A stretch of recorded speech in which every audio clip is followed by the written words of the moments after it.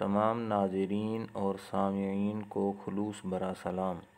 بوڑھا آدمی جس کے آبرو بھی آنکھوں تک ڈلک چکے تھے اور وہ لاٹھی کا سہارا لے کر چل رہا تھا، نبی اکرم صلی اللہ علیہ وآلہ وسلم کی خدمت میں حاضر ہو کر کہنے لگا، ایسے شخص کے بارے میں آپ کی کیا رائے ہے جس نے ہر طرح کے گناہ کیے ہوں، ہر شکل میں ہر چھوٹا بڑا گناہ کیا ہو؟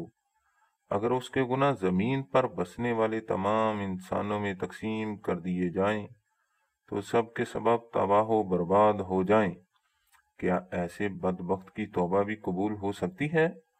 آپ نے دریافت فرمایا، کیا تم مسلمان ہو چکے ہو؟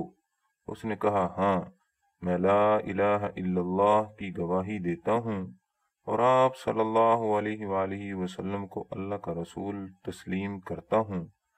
آپ نے فرمایا، بس تم نیک کام کرتے رہو اور برائیوں کو چھوڑ دو، اللہ تعالیٰ صاحب کا ساری غلطیوں کو تمہارے لیے نیکیوں میں تبدیل کر دیں گے۔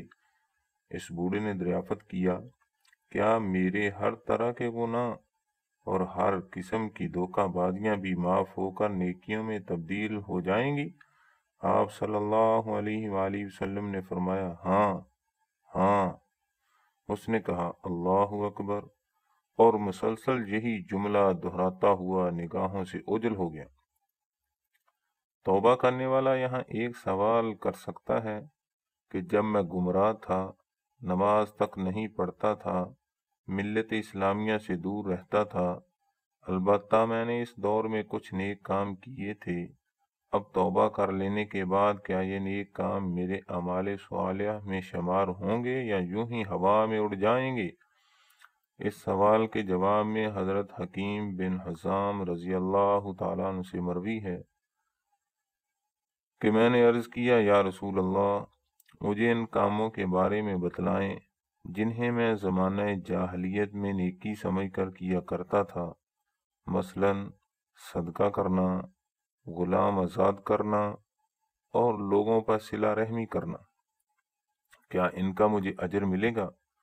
آپ صلی اللہ علیہ وآلہ وسلم نے فرمایا، تم اپنی سابقہ نیکیوں سمیت اسلام میں داخل ہوئے ہو، یعنی اسلام قبول کر لینے سے تمہارے سابقہ سارے گناہ دھل گئے ہیں، البتہ نیکیاں اسی طرح برقرار ہیں۔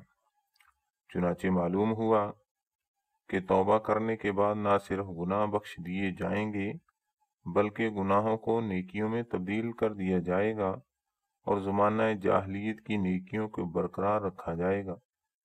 اب اس کے بعد اور کیا چاہیے؟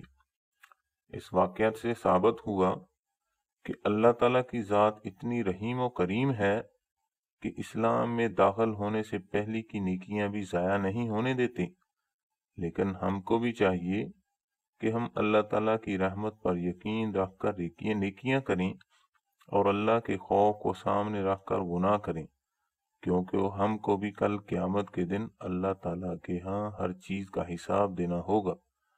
آخر میں دعا ہے کہ اللہ تعالیٰ ہمیں دنیا میں عزت اور آخرت میں کامیابی نصیب فرمائے، آمین۔